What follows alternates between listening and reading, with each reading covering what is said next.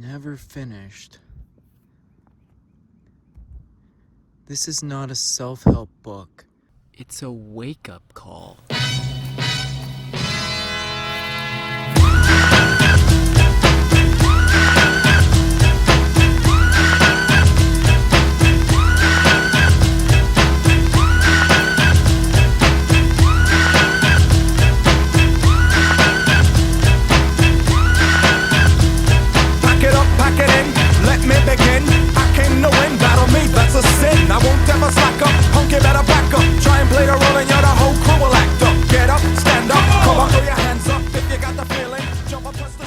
This is a book that I think everyone at some point or another should read. Never Finished by David Goggins. I'd say the majority of my audience today found my channel, funny enough, through David Goggins' 4x4x48 challenge that I did a couple years ago. So I think we have a little bit of a connection here, and I think it's a little bit fitting that I'm doing this right now. This wasn't planned. I don't really have too many role models in my life, but I'd say David Goggins definitely fits the mesh. I also don't read that much, I'll be honest. One, I really just don't have that much time these days to sit down and do it. And also, it's a little bit of me having TikTok brain and having a short attention span and not really being able to sit still for a long time. I will say though, a couple summers ago during COVID, I was no, this was before COVID. I was probably reading a book every week and a half. I was on a roll for a while. I thought this would be a good opportunity to kind of go through the book and just talk about some points, chapters, passages that I read that I really like and things that I'd like to share with you. Honestly, a book like this is a book that I find myself every once in a while coming back to. Maybe it's just late at night and I need something a little uplifting and get the momentum back on my side. In the first chapter, there was actually one quote that this is probably one of the big ones already, and it comes right at the beginning of the book. He says you need to be able to find light where there is none. And at first glance, that sounds really corny and cringy. I think there's a lot that can be spoken about this. What he's kind of getting at is no matter what situation you're in, you should be able to find something good in it.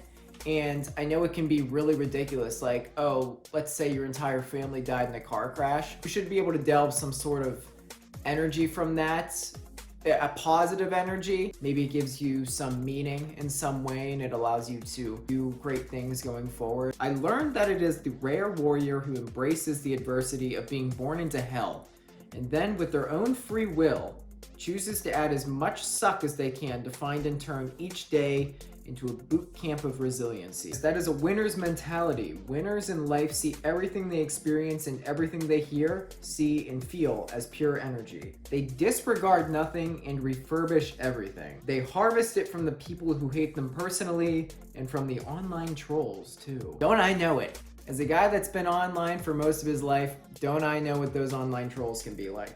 Every experience on Earth is finite. It will end someday, and that makes it doable. But the outcome hinges on those crucial seconds you must win. Let me give you an example that's gonna be really fitting for me. So next Sunday, I'm gonna be running a marathon. And let me tell you, I have worked really hard to get to this line in shape and healthy. And I can guarantee you by the time I hit mile 18, mile 20, all of that work, all that confidence, it's probably gonna be out the door and I'm gonna be fighting for my life, fighting against my mind to really stay on it and not give up, stay composed. It's gonna feel like it's forever. In reality, it's just a couple more minutes, so long as I stay strong and just focus and get back on track. I'm sure we can all think of an example of one time in life where, you know, if we would have just pushed a little bit harder, we could have had one heck of a favorable outcome. But now we kind of live to regret it. And this message also reminds me to stay present because the good things aren't forever either. You could be living one hell of an amazing life right now, and one day that may just come all crashing down. And you need to remember that, once again, this isn't all forever, and things will get better again. Things aren't permanently good, and things aren't permanently bad. And if you do recognize that this is true, that the end will eventually come, don't let it distract you, because the stress that you're gonna feel is going to keep you from accomplishing anything. If you want to maximize minimal potential and become great in any field, you must embrace your savage side and become imbalanced, or at least for a period of time. You'll need to funnel every minute of every single day into the pursuit of that degree, that starting spot, that job, that edge. There are no days off, and there is no downtime when you become obsessed with being great. Now, I'm not gonna sit here and fool you guys. I fuck up all the time. I get on the train and then I fall off. And that's because I'm just not always that disciplined. Sure, a lot of you watching are more disciplined than me. I wanna be an artist, and I don't draw every day, even though I should. If I wanna be the baddest artist on the planet Earth, I need to get on that train. If I wanna be a good YouTuber, I need to upload every day. I need to be recording every day. I need to be editing every day. If you want to be a chef, you better be cooking and putting together recipes just like your grandma did 100 years ago. Know that your dedication will be misunderstood. Some relationships may break down. The savage is not a socialized beast, and an imbalanced lifestyle often appears selfish from the outside. That's tough to do, man. We all want to be connected. We all want to be appreciated. We all want to be a part of this some sort of social circle. It's really hard to accomplish a lot of things that we want in life unless you kind of go that route, at least for a period of time. Fortunately, I'm not one of those people who like to go out too often. I'm a simple creature. First, you must recognize that you have fallen off or are perpetually falling short. Next, accept that you are on your own. Nobody will come save you. It will be up to you to do the work.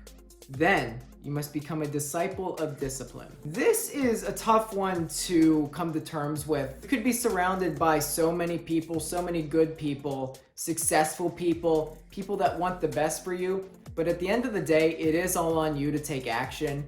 And it reminds me of this quote from Leonardo da Vinci. He said something along the lines of, I'll just read it. It had long since come to my attention that people of accomplishment rarely sat back and let things happen to them.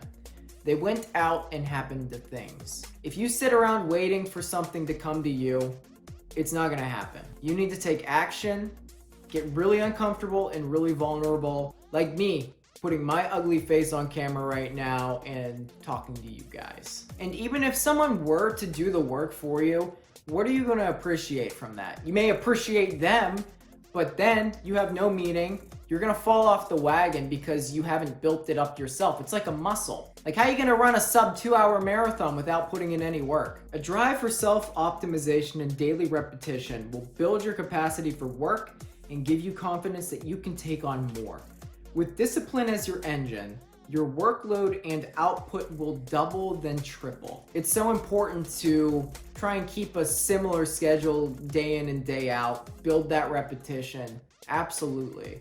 You become more efficient. If you're sketching every day, you're gonna get better, you're gonna get quicker. The same can be said for making YouTube videos. You also, obviously, build up a lot of confidence, and it pushes you to go further and try more things and do more things and branch out. You open up more doors. And that's when life can get really exciting. You have to be open to those things though. And as you start to open those doors, you realize FOMO, the fear of missing out, it's just an illusion.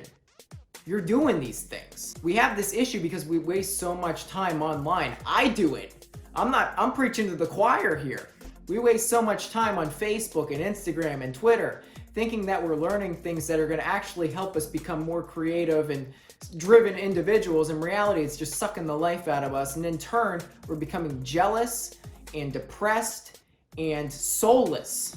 It's really tough, especially when this is happening and you actually recognize it. I recognize it, but I still do it. A lot of us grow out of life's shallow end, but stay there because we fear the unknown. Remember, if you stay where you've always been, you will never learn if you have what it takes to venture into the deep water. This is coming from a guy, me, who has lived in the same exact town his entire life. I'm definitely starting to recognize now that I need to take on more challenges and try different things and meet new people and see where things take me. I don't know about you, but I can't fathom the idea of being stuck in a cubicle. I don't think many people can. Maybe they did get comfortable there and they are too afraid to go forward. I just don't want that to be me. I don't want that to be my story. If I get a Wikipedia page, I guess if I get a Wikipedia page, it's not gonna be because I'm in a cubicle, but you get the idea. I don't want my story to be boring. I want it to be something exciting. I kind of like the idea of waking up every day and not really knowing where things are going to go. Oh yeah, does it look brighter out right now? That's not because I got distracted and fell asleep last night. Let's see where we left off. The only thing more infectious than a good attitude is a bad one. The more you dwell on the negative, the weaker you feel, and that weakness infects those around you. However, the reverse is also true. Think about those days when you just wake up in a bad mood and you take it into work maybe. I remember I used to work this one summer at a country club, and the chefs were always so miserable, and they always got into contact with like the housemen and the other people working different stations, and it was just a miserable experience for all of us. So I would do my best to just like stay out of the kitchen. I was a houseman, so essentially I was kind of working with them all the time. I was setting up for banquets, setting up tables and weddings and all that shit. It really is like a poison, and this is coming from a guy that can be pretty cynical at times. Just think about the opposite though. Whenever you compliment somebody or somebody does that to you, it feels really good, and you probably are going to think about it for the rest of the day. He then goes on to talk about net positive days. You have to keep all days net positive. Regardless of how the day went previous, you need to go to bed having done something that was good. Imagine having the worst day of your life and it's like 8 p.m. You don't normally go to bed at 8 p.m. It's super early, but you just want to go to bed so you can restart the day. No, you can't allow that. You have to do something. Maybe work on a drawing or a project you've been wanting to do. Write something. Do some push-ups or burpees. I don't know what you guys like to do. We're all different here. It's no secret that the vast majority of people prefer to be led because it's easier to follow someone else than to break your own trail. Yet, all too often we are led by bosses, teachers, coaches, and powerful officials who wear the rank and title and deploy optimistic speeches, but do not inspire us. Perhaps it's because they talk way too much and do far too little. Isn't social media like the perfect fit of that? Like, don't you just think about that when you think of social media?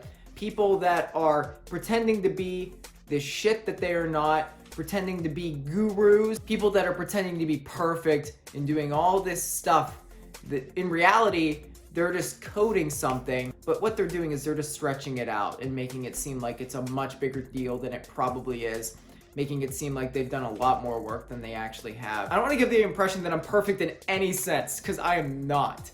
But I can see through bullshit, and a lot of people can see through bullshit too. And I try to take note of that when I post stuff online. Am I being one of those people that I despise, or am I being above it right now? I never saw myself as much of a leader, but I also have never really seen myself as much of a follower. I just kind of lone wolf a lot of things. But I'll give you an example. This is kind of stupid. I was playing Rainbow Six Siege last night. It's a video game. It's a war game where you break into buildings and like plant and defuse bombs. There's defenders and attackers.